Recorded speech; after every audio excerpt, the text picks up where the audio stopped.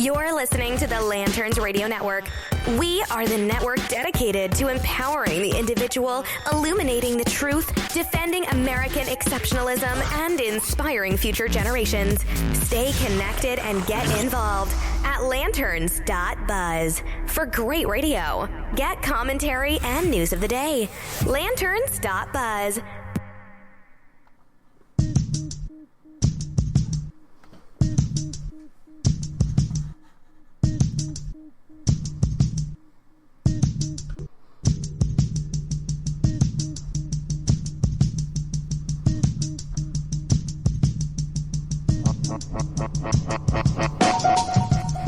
Good afternoon, everybody. You're listening to the Holonet Podcast here on the Lanterns Media Network. Once again, from beautiful Phoenix, Arizona, I'm your host, Matt Holloway.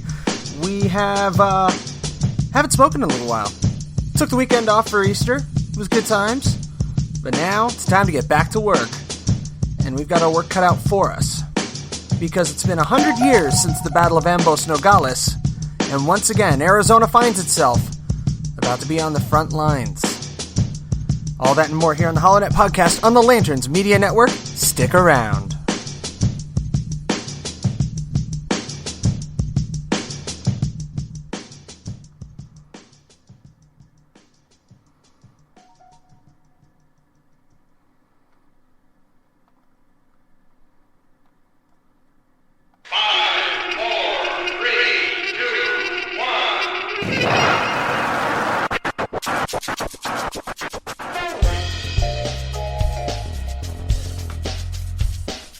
You're listening to the HoloNet Podcast on the Lanterns Media Network. The new conservative resistance begins right here, right now.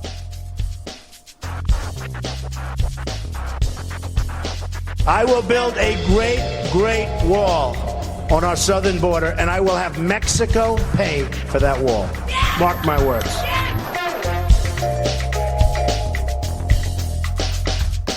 The American people are frustrated because their elected officials don't listen.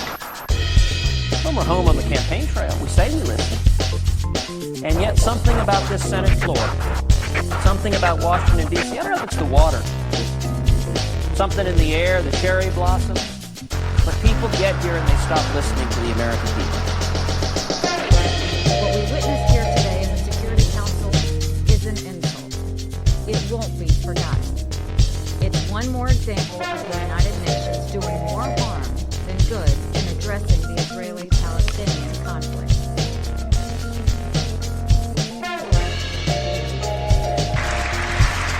My duty, and the sacred duty of every elected official in this chamber, is to defend Americans, to protect their safety, their families, their communities, and their right to the American dream. Because Americans are dreamers too.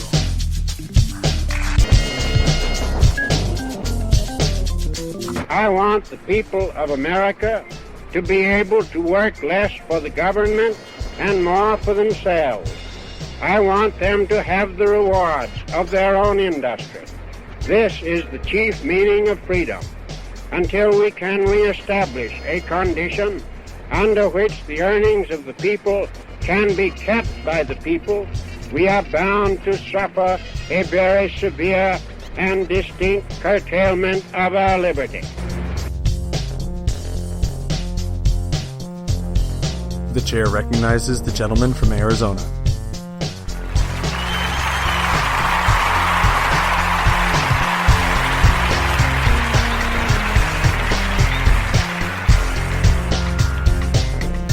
Thank you, everyone. Thank you. Senators, members of Congress, Mr. Speaker, and Mr. President. You had one damn job. Seriously.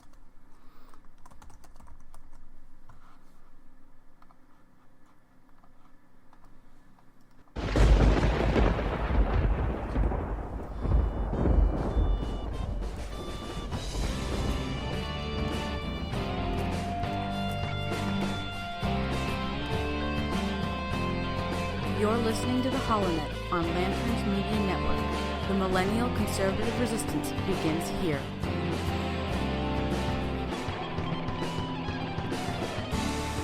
Ladies and gentlemen, boys and girls, children of all ages, yes, that is right. The new conservative resistance does indeed begin right here, right now with you. You're listening to the HoloNet podcast on the Lanterns Media Network. Today is a little bit of a different show than you may have come to expect from this particular podcast, and I hope you'll stick around for the full duration because we have a lot to get through, and a really interesting paradox is coming our way here in the Grand Canyon state of Arizona. Once again, we find ourselves on the front lines. Once again, there's talk of militarization of America's southern border. And I, for one, think it is the next logical step. We'll get into that a little bit more later. But first, I want to give you a little bit of our history here in the Grand Canyon state, in the desert Southwest, that makes the border so very important and so very real to us.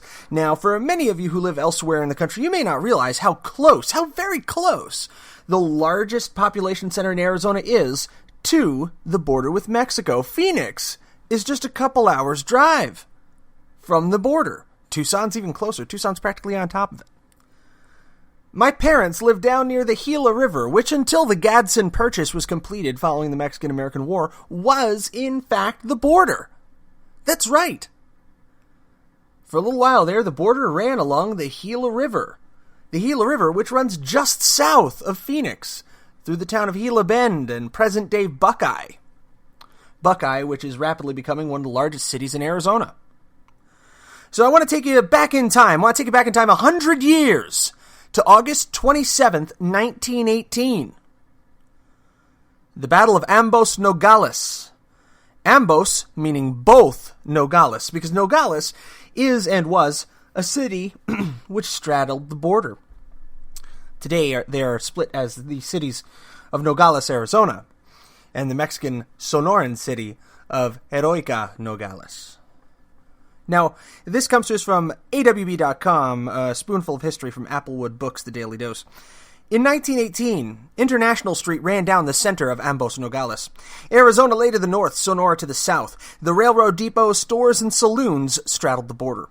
If one lived in Nogales, Arizona or Nogales, Sonora, it made little difference socially. The residents from either side occasionally brawled over women or too much mezcal, but for the most part they enjoyed friendly relations and shared the benefits from the local economy based on smuggling cigars, liquor, firearms, and cattle.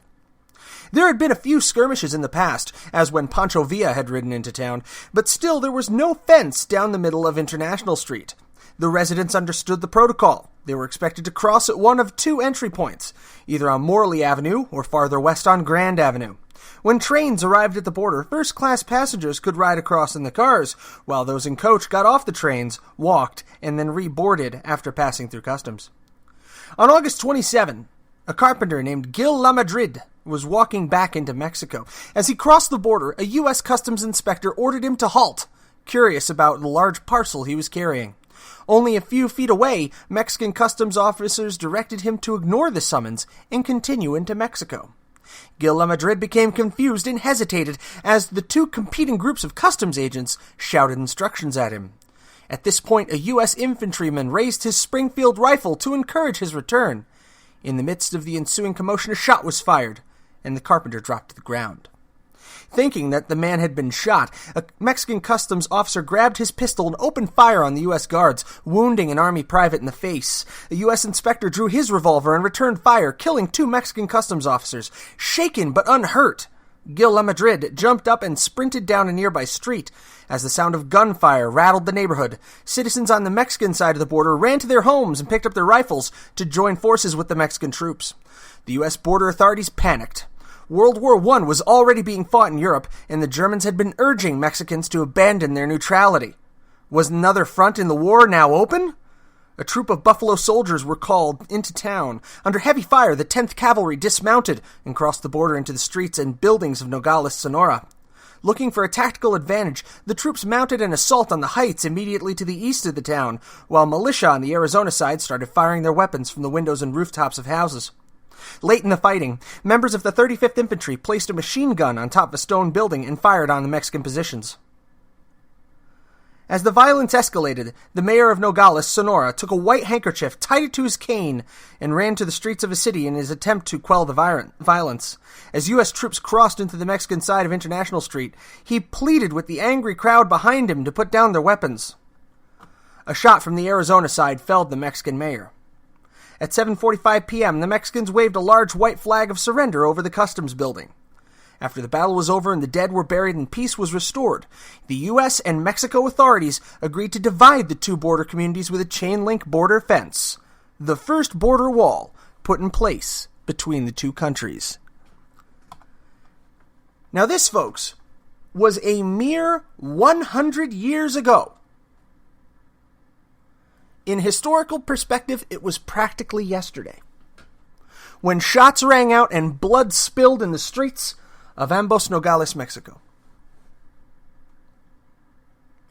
Now here we are, in April of 2018, and President Donald Trump, like President Barack Obama and like President George W. Bush before him, has given the order to deploy the National Guard to secure the lawless southwestern border of the United States.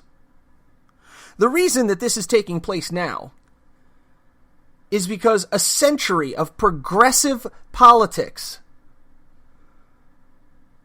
and corruption, which profited handsomely through the exploitation of our porous border and the exploitation of cheap labor from Mexico, has continued to allow it, and they encourage it.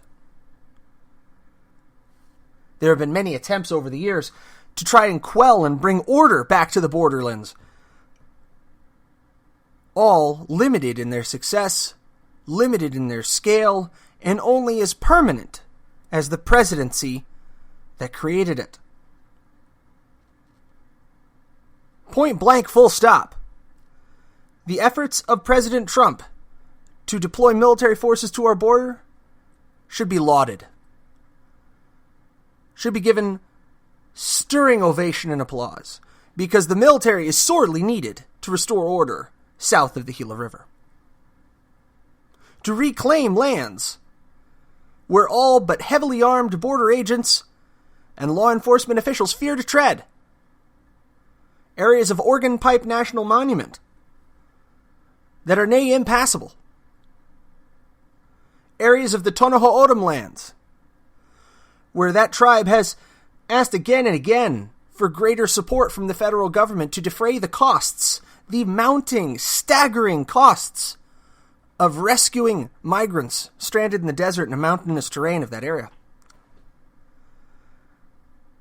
The military deployment to our southern border is long overdue, as I've been calling for it through my various written works for at least the last 5 years. I looked at the historical accounts of Fort Naco and of the raid on Columbus, New Mexico during the Pancho Villa expedition, during which Mexican revolutionary leader Pancho Villa led a force of 1,500 guerrillas over the border into Columbus, New Mexico, and proceeded to burn the city to the ground. These are the memories, folks, that are seared into the minds of people who live in the Southwest, into the memories of the ranchers that live along that border still, who feel forgotten and abandoned by their countrymen and by their government. The militarization of our border with Mexico cannot happen fast enough. And every time I hear somebody trot out Posse Comitatus, it makes me want to slam my face into a keyboard. Because once again, the internet attorneys, the Google lawyers, as it were, the litigators of the left, they believe they have the answer, that you cannot use American troops to enforce the border. This is, on its face, a falsehood.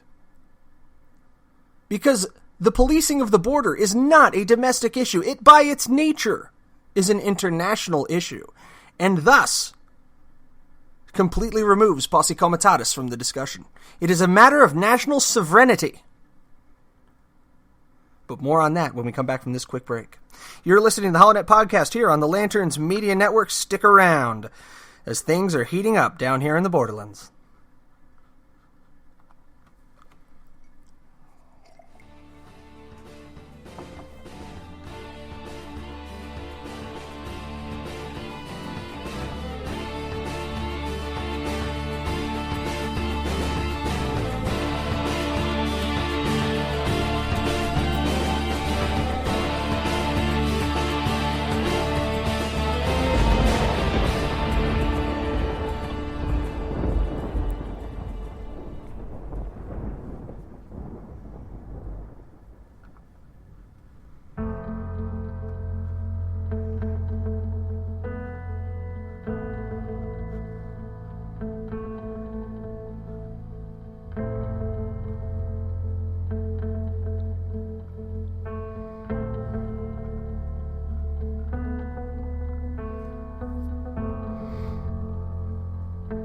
I see people coming together not for divisiveness of party or for dichotomy of thought, but for unity in principle. In the principles that founded our nation, that all men are created equal and are endowed by their Creator with certain inalienable rights, life, liberty, and the pursuit of happiness. Today, ladies and gentlemen, those principles are under the sternest attack that we have seen in many generations. It has become a crime in this nation nearly to express a difference in opinion from what is held by your party to be doctrine, from what is purported by the media to be truth.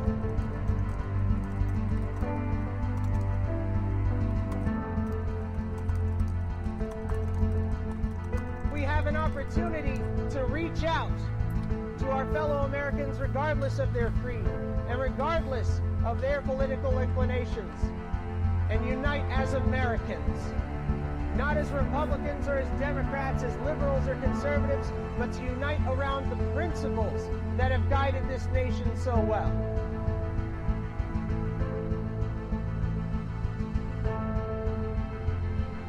I've covered a lot of stories, but the story that remains untold is the story of America in the 21st century, when we choose to turn back the tide against progressive socialism, when we choose to embrace the Constitution, the Declaration of Independence, and the Bill of Rights, when we remember what it is to be Americans. And that principle will not die as long as there's one man, one woman, one child who looks defiantly into the night and says, I am free.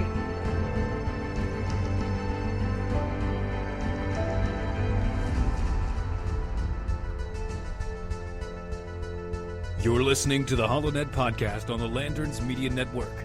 The new conservative resistance begins right here, right now.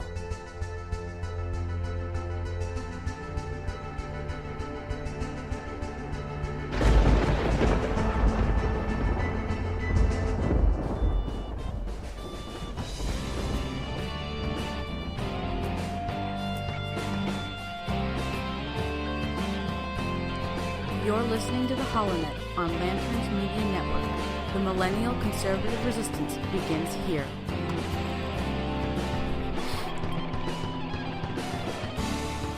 Oh, that is right. You're listening to the HoloNet podcast here on the Lanterns Media Network from beautiful Grand Canyon state of Arizona, home of copper, citrus, cattle, and I didn't go to public schools here, so I didn't learn the rest of the C's, but good place to live. Good place to live. I think one of the C's should be conservatism, because we seem to be exporting that in great quantities, pumped out live every week here on the HoloNet podcast.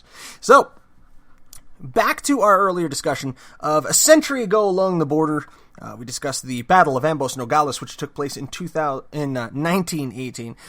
We also talked very briefly about the Battle of Columbus, the Pancho Villa, or Villanista attack on Columbus, New Mexico. If you check that out, that's on History.com. This day in history, Pancho Villa attacks Columbus, New Mexico. That was on March 9th. And it is very, very important that we keep knowledge of the incursions at the beginning of the century intact, just to let people know that not a hell of a lot has changed. Do we have Mexican revolutionary groups pouring over the border? No, they're not Mexican revolutionary groups. They're coyotes. They're human smugglers. They're drug smugglers. That is the invasion of today. 100 years ago, it was Mexican revolutionaries. Today, it's Mexican drug dealers and human smugglers. And they're just as pernicious, just as violent, and must be stopped and must have the same amount of force levied against them. President Wilson, in one of the very few reasonably good moves that man ever committed, sent General John J. Pershing, also known as Blackjack Pershing, to quell Pancho Villa and to go into Mexico and hunt him down. General Pershing unfortunately failed in that manner. He did not successfully hunt down Pancho Villa, but his incursion into Mexico did discourage Pancho Villa, or the Carranista government, from attacking the United States, and in fact is one of the things credited with encouraging Mexico to refuse the Zimmerman telegram, in which Imperial Germany invited Mexico to declare war on the United States in order to reclaim Arizona, New Mexico, and Texas. So again, I tell you, the situation in the Southwest has not significantly changed, except to say that there are more people involved now. Arizona is a much more populous state now than it was 100 years ago. And if anything, the illegal immigration problem has become more exacerbated over time as the prosperity of Arizona and New Mexico have drawn more illegal immigration to them. It's always been a problem in Texas, but really, Arizona and New Mexico having a significant issue with illegal immigration, that is a product of the last 50 years. And even in the last 10, 15 years, if you ask some people who've lived in Phoenix longer than I have, they'll tell you the city has seen a major change in character in several neighborhoods over the course of the last 15, 20 years. Some areas becoming nigh unlivable. That's the problem that we face today. And I believe that a military response is completely appropriate. We go real quickly to a news release here. This is on NewYorkTimes.com. President Trump announcing that the military will guard our border. We're going to be doing things militarily. Until we can have a wall and proper security, we're going to be guarding our border with the military. We had Obama make changes. President Obama made changes that basically created no border. It's called catch and release. You catch them, you register them, they go into our country. We can't throw them out. And in many cases, they shouldn't be here. Many cases, they shouldn't be here. We will be doing things with Mexico, and they have to do it. Otherwise, I'm not going to do the NAFTA deal. NAFTA's been fantastic for Mexico, bad for us.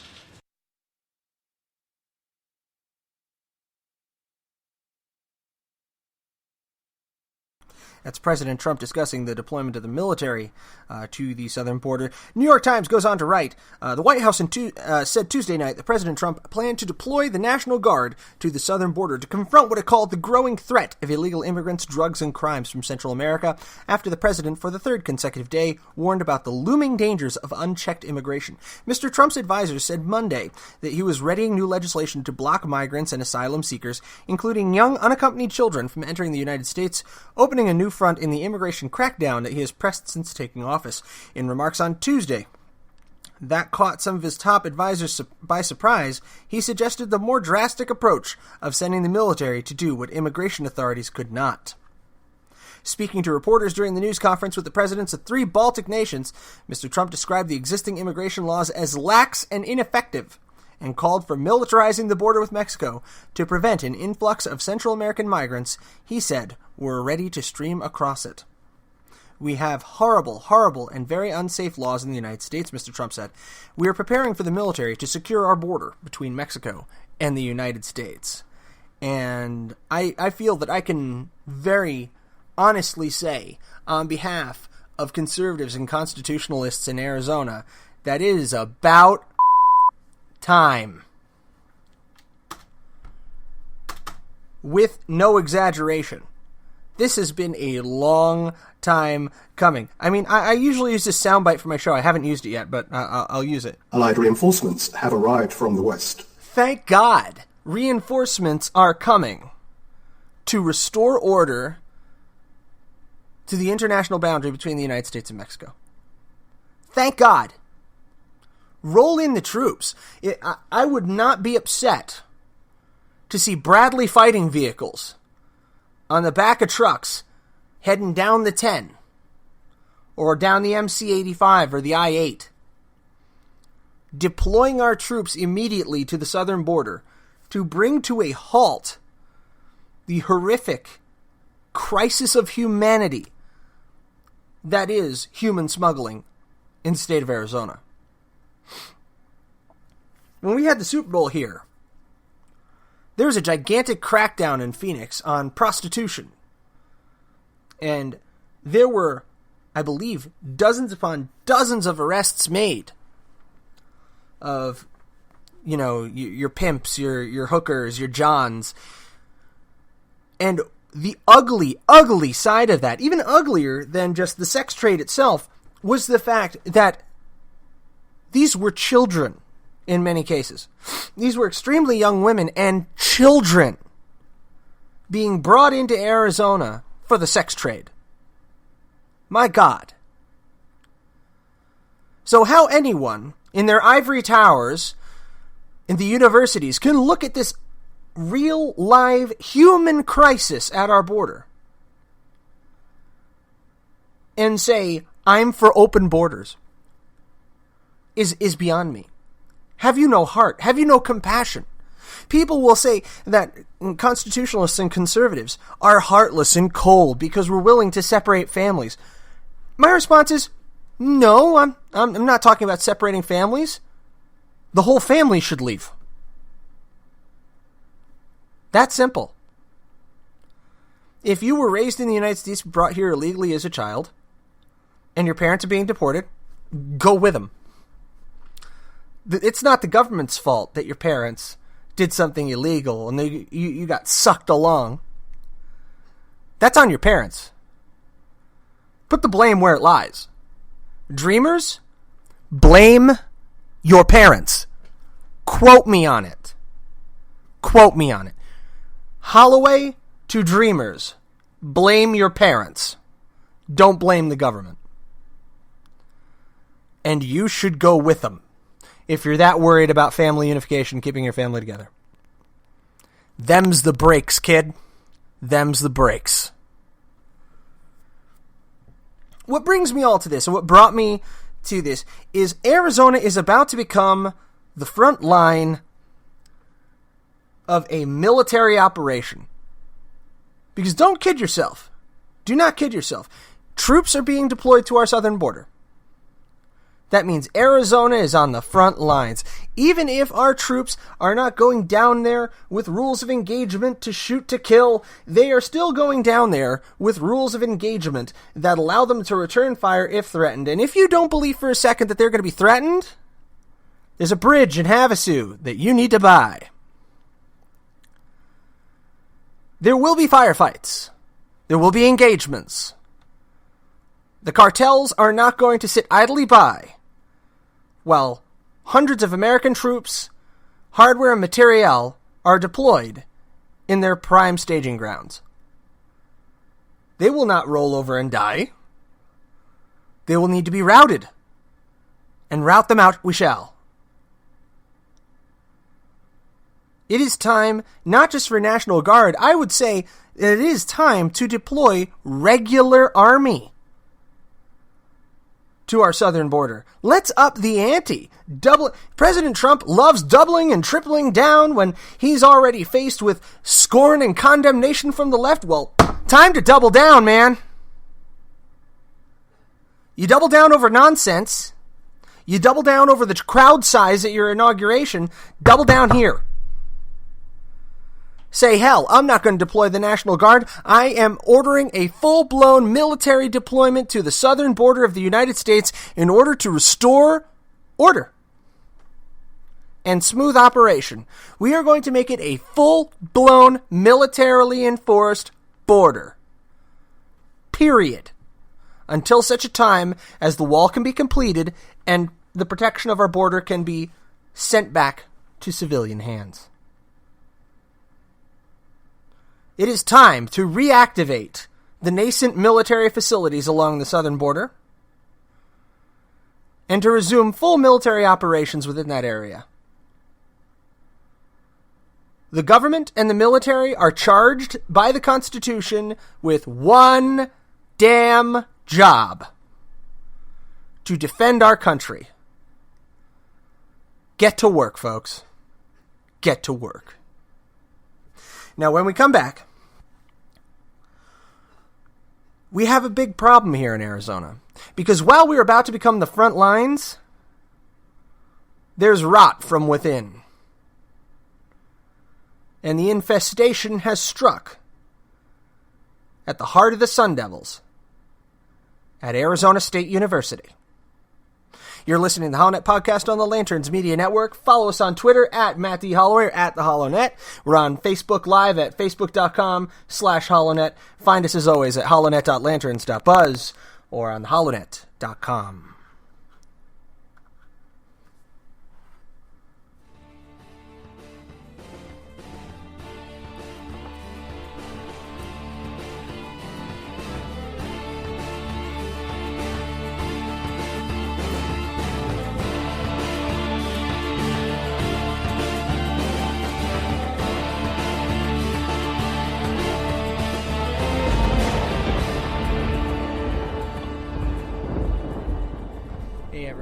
This is Matt Holloway, and I hope you're enjoying our podcast so far. It's been exciting putting this together for you, and I'm looking forward to many more to come. I did want to let you know that in setting up the HoloNet and getting everything launched here, we've gone ahead and set up a page on Patreon.com. Now, if you haven't heard of Patreon, Patreon is a website that's similar to other crowdfunding sources that allows you to support on a month-to-month basis those sources, those artists, and those groups that you really care about and that you're passionate about. And I hope that we can ignite passion in a lot of people to become more involved in the political process, and also to become involved in the conversation and to keep that political dialogue alive. So I'd like to humbly ask you today to consider becoming a patron of the HoloNet on Patreon.com, and you can access that at Patreon.com/theholonet. We have various levels of patronage. You can become a patron for as little as $1 a month, which unlocks exclusive content for the Patreon community, such as a feed of patron-only content. Then you have a $5 option, which gives you behind-the-scenes access to blog about the different inspirations that we have. It'll give you access to patrons-only polling. And then we have a $10 option, which gives you a signed digital poster plus everything else. $20 option, which gives you name in the credits on the site, and all other rewards. And we even have a segment sponsor package available on Patreon, which is $125 a month, which entitles you and your business to a 60-second ad as a segment sponsor during the podcast, of course, subject to content approval. So if you would like to become a patron of the HoloNet, we would be greatly thankful to you, and it's going to go toward a solid cause of generating this sort of millennial constitutional conservative content that is so lacking in our media today. So thank you for your time, for your consideration, and for being a part of the HoloNet. Here we hold the line against the night, and the millennial conservative resistance begins here. You're listening to the Lanterns Radio Network. We are the network dedicated to empowering the individual, illuminating the truth, defending American exceptionalism, and inspiring future generations. Stay connected and get involved at lanterns.buzz for great radio. Get commentary and news of the day. Lanterns.buzz.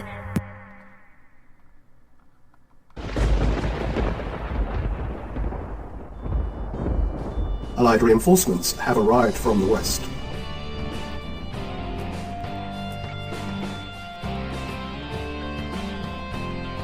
You're listening to the HoloNet on Lanterns Media Network.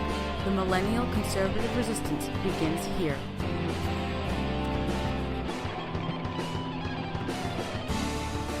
All right, ladies and gentlemen, you're listening to the HoloNet Podcast here on the Lanterns Media Network into the second half hour, chasing down that home stretch Today is Sunday, April the 8th in the year of our Lord 2018. I realize I didn't say that at the beginning of the show like I'm supposed to. Oh, God. Live right now on lanterns.buzz. Check out the story, America is a Republic, not a Democracy, deliberately to protect us from emotional, irrational reactions like March for Our Lives. That was the big story we put out there about 2 weeks ago. That is now on Lanterns Buzz, if you want to check it out there, along with our other extremely talented men and women, my fellow Lanterneers who are writers, broadcasters, and also ambassadors there. A couple of shout-outs would be to the Defenders of American Exceptionalism, Dylan Lyles, Stephen Airy, a couple of good buddies of mine. Also, Watson Prunier, another one of our fantastic Lanterneers. You can catch them a little bit later on today. So, make sure you check them out on lanterns.buzz. You can also find everything that I write up there on that website as well. All of the podcasts of the past on lanterns.buzz. Enough plugging the network. Ugh. I feel like I'm one of our local hosts on a rock radio station here. He's fond of saying he's shilling away. Well, now that I've gone ahead and ripped that off, let's get to this latest abomination, and I'm surprised that nobody's put a story out about this yet. I know I plan to, so make sure you keep an eye on the HoloNet and also on lanterns.buzz to check it out. But at our very own Arizona State University, this just came up. If you're an alumni, you might have received an email. But they have opened up the Arizona State University School of Social Transformation. That's right, the School of Social Transformation, which describes their academic programs. Earning a degree at the School of Social Transformation means more than a liberal arts education from 5 interdisciplinary fields. We unite students and faculty across boundaries to create social change that is democratic, inclusive, and just.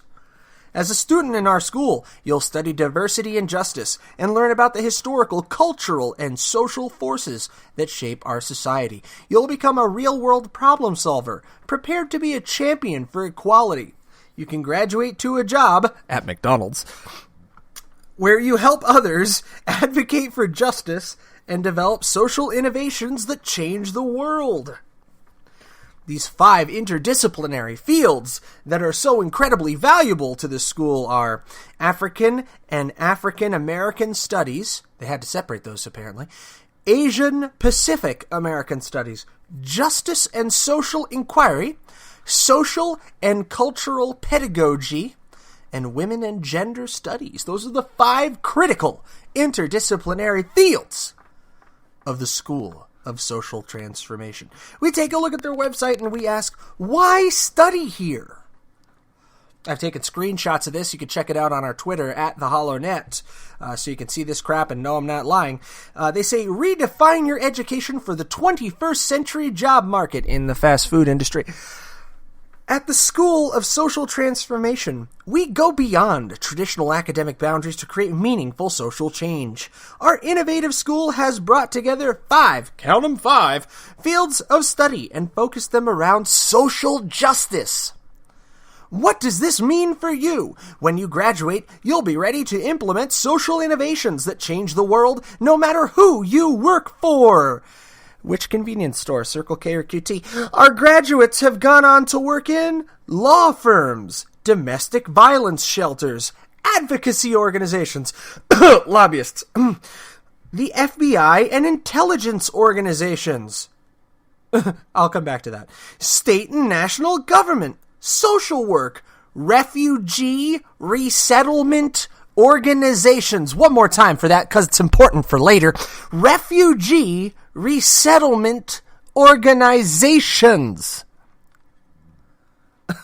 You know, like the one that tried to bring a caravan from Central America up through Mexico to the American border. Yeah, that was a refugee resettlement organization, kids. Museums and universities. Because, of course, this program will teach you how to indoctrinate others. Ladies and gentlemen, we have a problem. We have a problem. Okay?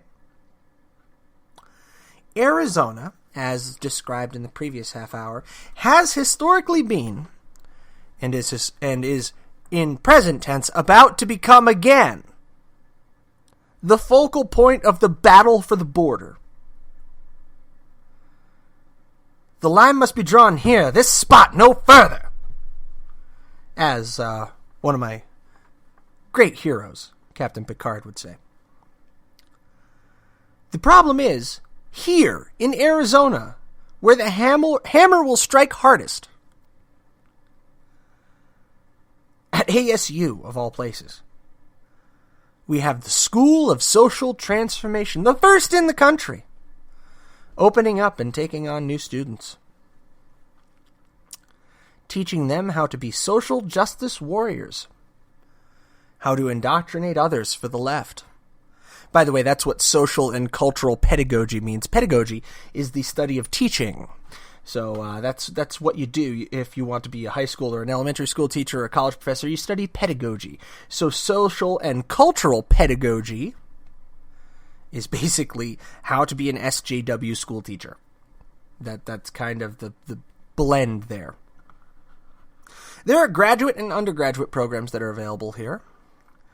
And the why study here portion of it really got my attention when they specifically outline that the groups of people that will best benefit from this program are going to be people who want to go into lobbying, people who want to work for non-governmental organizations, NGOs, people who want to work for the state and federal government, people who want to work for the FBI and the intelligence agencies. So you can understand radical right-wingers like me. Women and gender studies and justice and social inquiry. Now, mind you, this is different from studying law. This is studying justice and social inquiry, seeking to create equity and equality. If you want to hear an excellent spiel about equality in the workforce, an equal outcome, and how that simply doesn't work, I would recommend listening to Sargon of Akkad. He's put together some really remarkable work on that subject. But I really tried to find some good in this program, so I did some searching. I searched on theatlantic.com and felt I needed a shower afterwards, and I came across an article, The Age of Social Transformation by Peter F. Drucker. And it really does lay out very well, this is an article from 94, by the way, the greater plan behind this.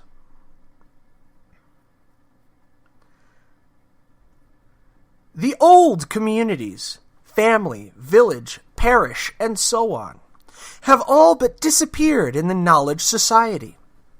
Their place has largely been taken by a new unit of social integration, the organization. Where community was fate, organization is voluntary membership. Where community claimed the entire person, organization is a means to a person's ends, a tool. For 200 years, a hot debate has been raging, especially in the West. Are communities organic, or are they simply extensions of the people of which they are made? Nobody would claim that a new organization is organic. It is clearly an artifact, a creation of man, a social technology. But who, then, does the community tasks?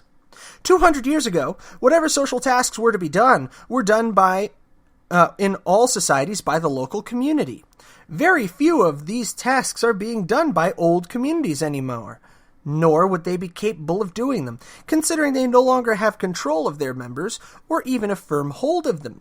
People no longer stay where they were born, either in terms of geography or terms of social position and status. By definition, a knowledge society is a society of mobility. And all the social functions of the old communities, whether performed well or poorly, and most were performed very poorly indeed, presupposed that the individual and the family would stay put. But the essence of knowledge society is mobility in terms of where one lives, mobility in terms of what one does, mobility in terms of one's affiliation. People no longer have roots. People no longer have a neighborhood that controls what their home is like, what they do, and indeed, what their problems are allowed to be. The Knowledge Society is a society in which many more people than ever before can be successful, but it is therefore, by definition, also a society in which more people than ever can fail, or at least come in second. And if only because the application of knowledge to work has made developed societies so much richer than any earlier society could ever dream of becoming, the failures, whether poor people or alcoholics, battered women or juvenile delinquents, are seen as a failure of society. So, what this piece in The Atlantic is telling us, the old ways are dead, and you're a fool for trying to cling to them. The only thing that can save you is organizations.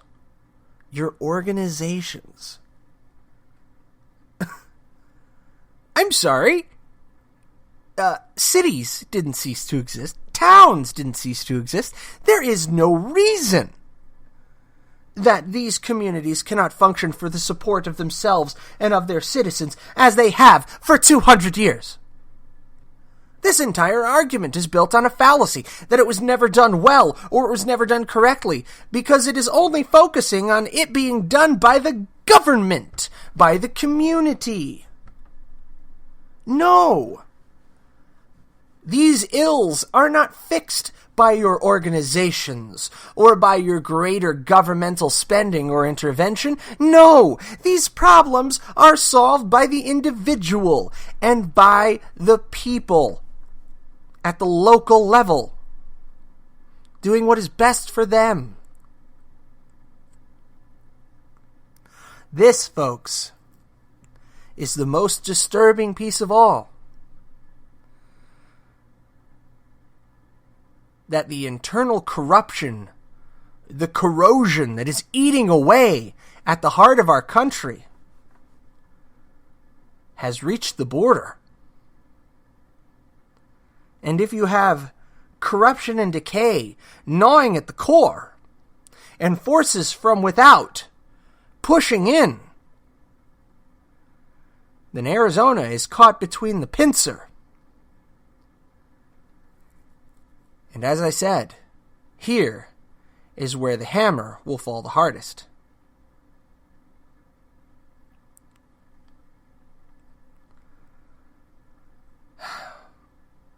I believe it was famous Marine Corps commander, he was a general, I think, Chesty Puller.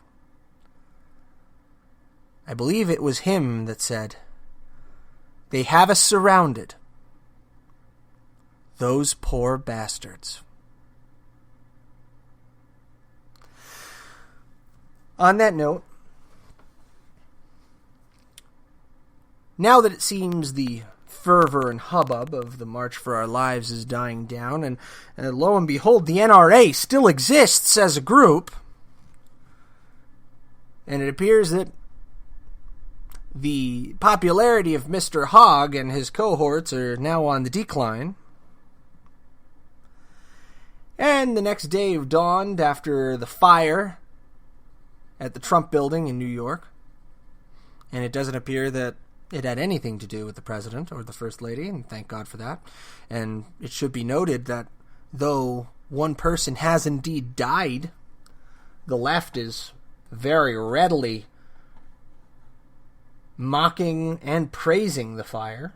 Story carried by The Blaze. Chris Enlow, weekend editor over there, said a fire on the upper floors of Trump Tower on 5th Avenue, Manhattan, tragically claimed the life of a resident on Saturday while injuring a number of firefighters fighting the blaze. But that didn't stop anti-Trump liberals from mocking and praising the fire, some joking it was caused by Trump burning evidence of Russian collusion.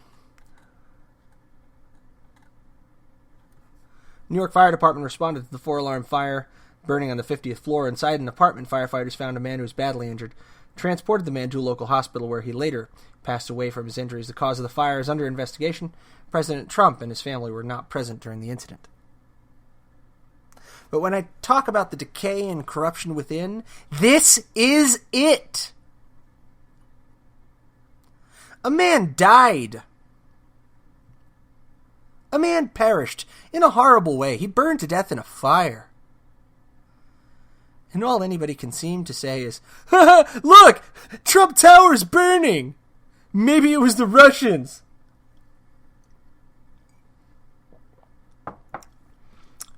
And then at ASU, we have the School of Social Transformation.